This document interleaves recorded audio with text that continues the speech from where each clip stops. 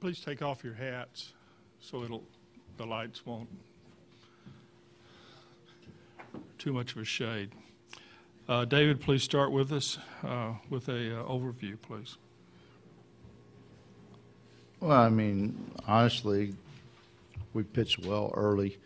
Even though Nolan gave a couple of hits and a run in the first, I thought he really attacked the zone well, and he was a little bit of a victim of 2 strikes, maybe just leaving the ball in the middle, not in the middle of the plate, but a pitch they could hit. And so he gave up a little bit there, but he really settled in the middle of the game and pitched ahead, had a wipeout slider at times, and made quality pitches. And then we just got there in the 6th, and the game kind of unraveled, went back-to-back singles, and at that point, I just felt like he started pitching behind. And, you know, hindsight's a beautiful thing.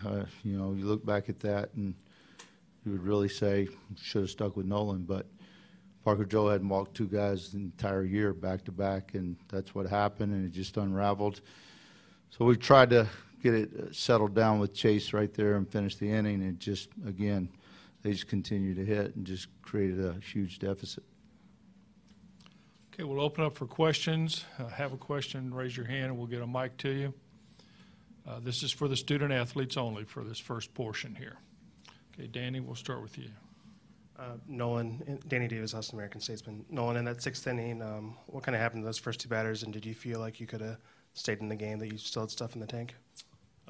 Yeah, I mean, the pitch count was down. Just a couple balls were just running away from me and leaving the ball up, and made a few mistakes, and they capitalized, and that was it. Okay, we're up here. Dustin McComas, OrangeBloods.com. Nolan, you guys haven't really been through many games like this in a long time. What was the mood afterwards? You're one of the veteran guys. What was said amongst the team after the loss? I mean, super regional. I mean, we lost the first game. I mean, we've been here before. I mean, all we can really look forward to is the next game and worry about game 2 and move on from there. Okay, Danny again. Same question to Tate. What's kind of the mood for the team, and what do you guys have to do to keep going here in Omaha?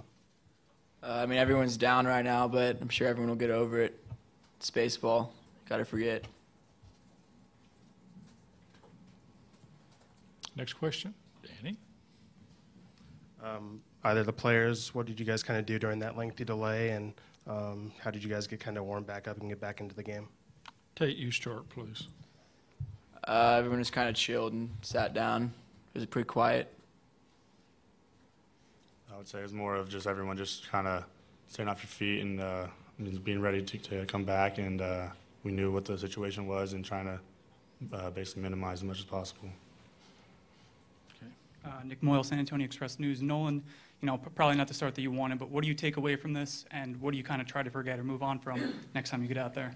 I mean, Arkansas is a great hitting team. I mean, they found a lot of barrels today, and I left a few mistakes up, and they hammered it. I mean, it's baseball.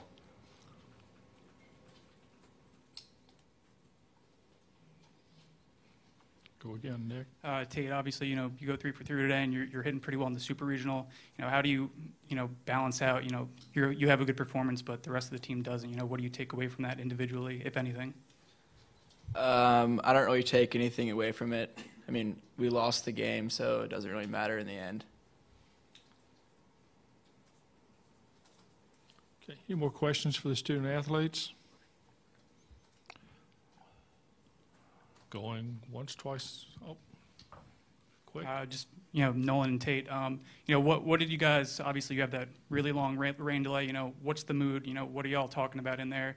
And, you know, have you ever been involved in a game like that where, you know, you're stopped, bases loaded, you're in a really weird situation, and you have this, you know, almost 3-hour delay? Nolan. Yeah, I mean, we've had it, I think, a couple times. One was, I remember, is West Virginia. I mean, sometimes it can go good for you, and sometimes it can not. It depends on what the rally's going on. And in this situation, I think it could have went better for us. It gave us time to, you know, settle down and have a plan going moving forward, and just happened to not go our way. Tate. Yeah, it's happened earlier in the year, and it actually turned out better every single time earlier, but this time it just didn't. Okay, the last one for the student athletes, Danny. Nolan, since your pitch count was in the 80s today, do you feel going forward this is kind of a situation like last week where you could be available later in the week if needed? Yeah, I mean, whenever basically I need to come in, I'm going to come in and determining whenever it is. We'll see. Guys, thank you. We'll see you on Tuesday. You hold on. I'm in the hot seat, huh? Yeah. We'll wait for them to clear out.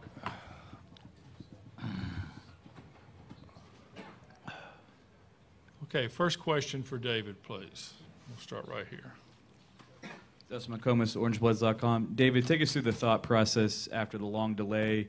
You choose to go with Chase in that situation. He throws just 11 pitches. Does that affect his availability at all as a potential starter for the next game? And what was the thinking there? No, that's why he only went 11. The thinking was we're in a pickle. We need to get our best guy in the game right now. And if we can get it within one run, as far as giving up one run, so it's a 4-run deficit, and then we can tack on runs, maybe 2, then we were going to stick with Chase. Otherwise, we're going to get him out, keep him available, and move to the next guy, and that's what we did. So the plan was always 1 inning unless you guys added on?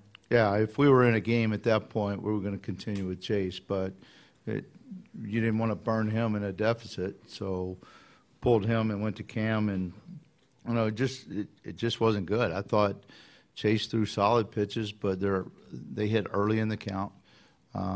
You have to throw quality pitches early, and I mean he threw pitches with velocity, but poor location.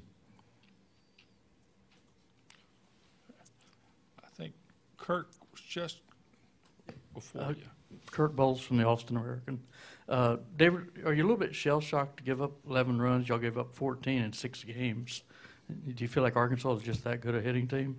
They were today, and I thought early in the game we pitched well. You just can't afford to pitch behind against Arkansas, and that's what happened when we got unraveled. Either we pitched behind or we tried to get strike one and threw, white on white instead of a quality pitch. And I'm not shell-shocked. It's just part of it. It's not the way we wished it had gone.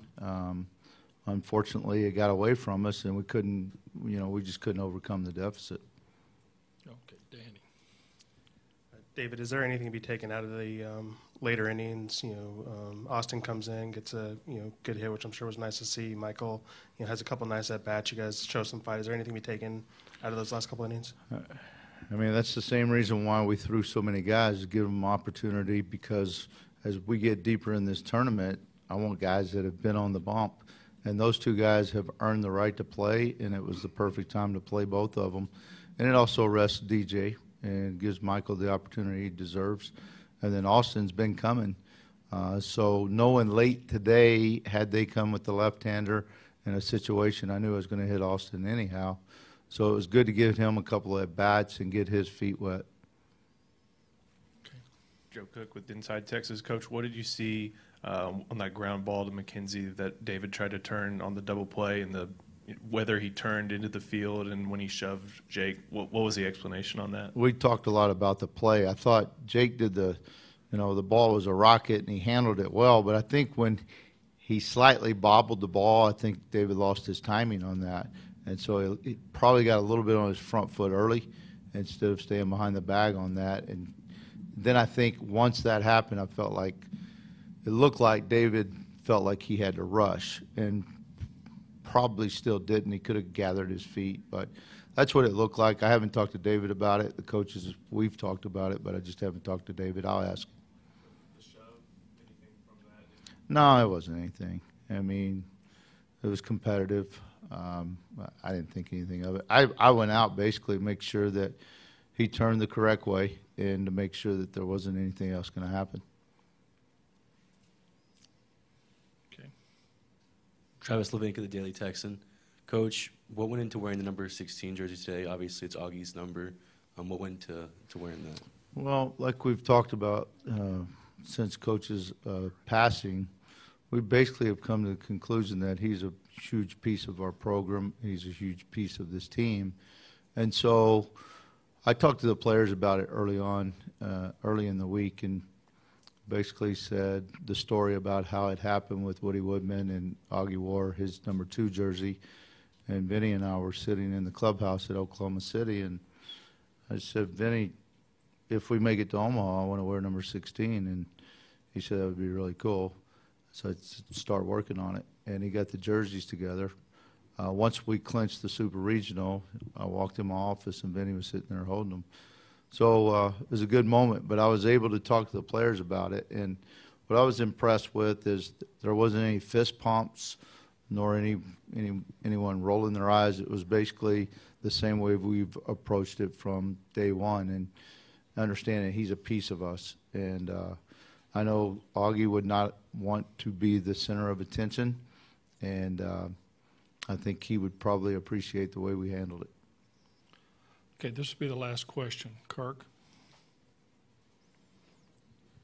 One, will Chase be a possibility to start? Are you already thinking about Henley? And are you worried about any mental hangover from this? No, they're both available. I haven't chose which one yet. It may have something to do with who we face. I will say I like Chase following Henley more so than I like Henley following Chase, but there's still no decision. David, thank you. Yes, sir. See you Tuesday, buddy. All right.